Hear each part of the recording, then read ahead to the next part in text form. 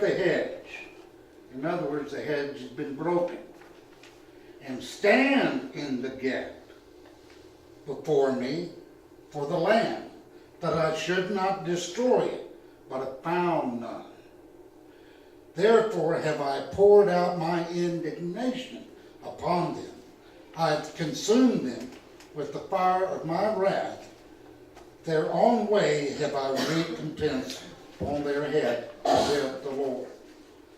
This is speaking of Israel. The same thing applies to the church, because Israel is that olive tree, but we have been grafted in. When Jesus became the curse, he released the blessings of Abraham upon us. We share in all that Israel has.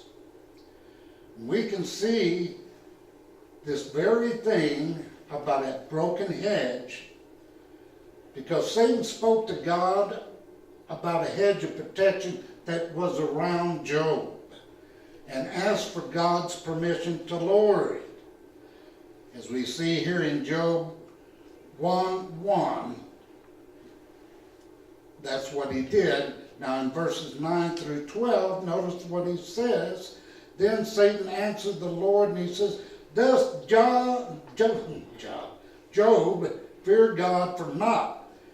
Hast not thou made a hedge around him? We all have hedges around us.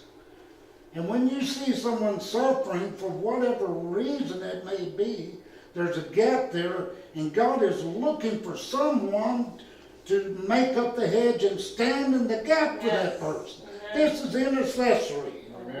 This is our duty. It's not if we want to, it's we must. This is standing together for one another. Hast not thou made a hedge about him, and about his house, and above all that he hath on every side? Thou hast blessed the work of his hands, and his substance is increased in the land. Job was the richest person in the world at that time, by the way. But put forth thine hand now, and touch all that he hath, and he will curse thee to thy face. And the Lord said unto Satan, behold, all that he hath is not, I'm giving it to your hand. You know what? It says in Job 3:25, that which I feared, past tense, has come upon me, and that which is I afraid of is coming to me. So his fear and his doubt in God's ability to keep him, he was actually walking around in all that prosperity and saying, I just know something's going to happen. Man, this is just too good to be true. I know something's going to happen. I know it. And the devil's sitting there, You open up. Amen.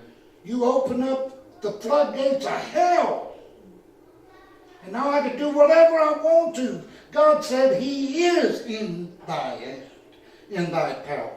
So Satan went forth from the presence of the Lord. And later on, Job said, I said things that I knew nothing about. He doubted God. And when he started repenting of that, and the way he treated the others who were trying to help him, even though they got out of hand, they were trying. And he prayed for them. He sowed seeds in the Spirit. Then he reaped in the Spirit. And he was blessed with twice as many of everything he had had. Yeah. Now this is the part where it says, I'm not going to read all that we are to do during a fast.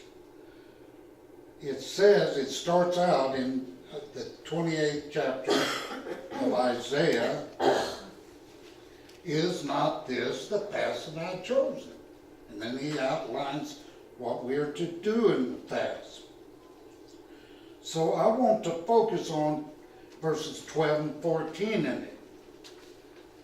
You can go back and read the rest of that about how to fast and what you should be doing during it.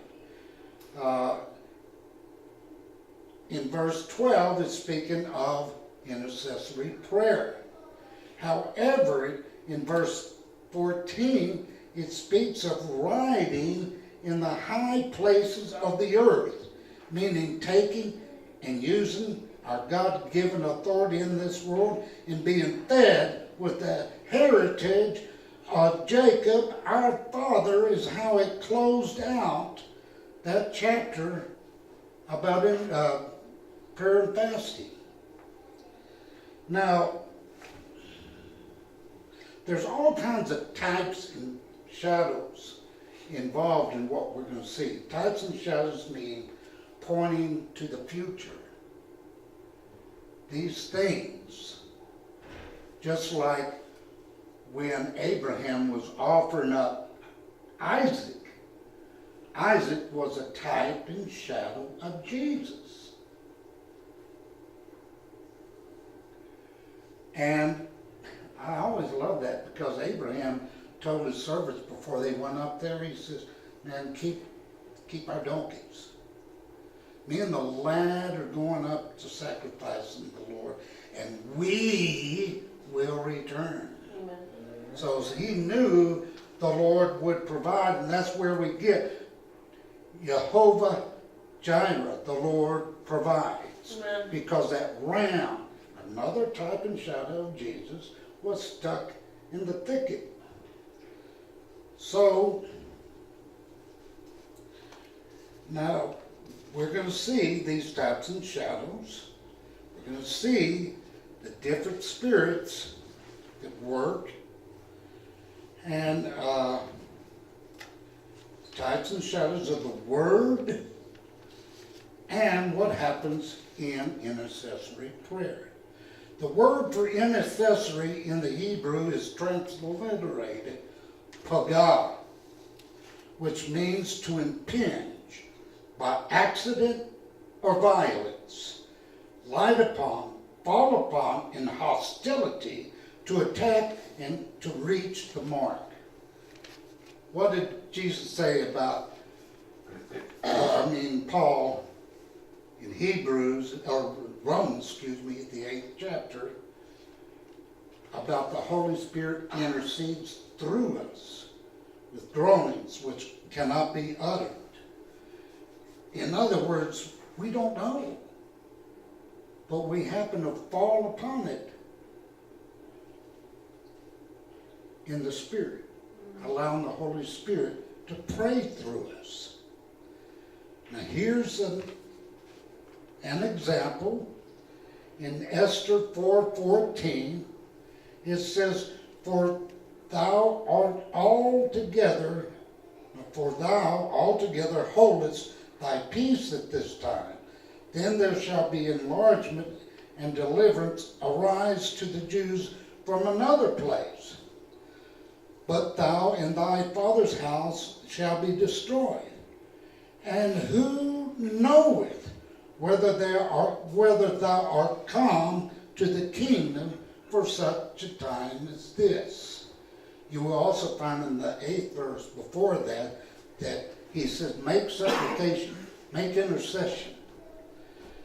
So, the portion there in the 14th verse that says, whether thou art come, is a Hebrew word transliterated as nagah, which is very similar to the word pagah. However, the meanings are identical. If you look them up, you will find it's the very same thing that happens in that.